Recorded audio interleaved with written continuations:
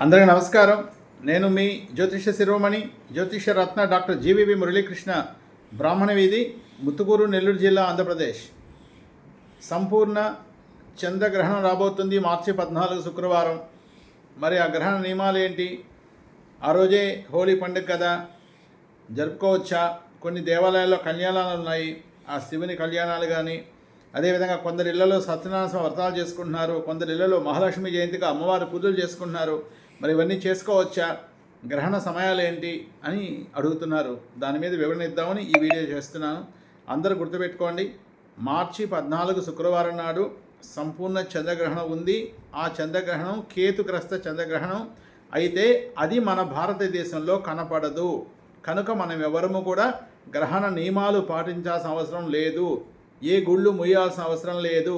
ఏ గర్భిణీ స్త్రీలు కానీ, అదేవిధంగా బాలింతలు కానీ ఎవ్వరు కూడా ఎటువంటి గ్రహణ నియమాలు పాటించాల్సిన అవసరం లేదు. ఎలాంటి ఆందోళన పడకండి. అక్కడ విని ఇక్కడ విని టెన్షన్ పడుతున్నారు, చాలామంది ఫోన్ చేస్తున్నారు.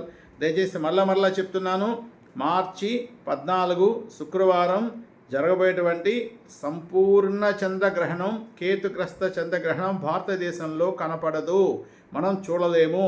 కనుక నియమాలు పాటించాల్సిన అవసరం అస్సలు లేనే లేదు. ఇది దయచేసి ఈ విషయం అందరికీ తెలియచేయండి. యాక్చువల్గా ఈ గ్రహణం జరిగేటప్పుడు గ్రహణం యొక్క నీడ పడిన గ్రహణ పీడ అని మనం ఫాలో అవుతాం, అప్పుడు నియమాలు ఉంటాయి. ఇప్పుడు ఎలాంటి నియమాలు లేదు. దయచేసి ఎటువంటి ఆందోళన పడకండి.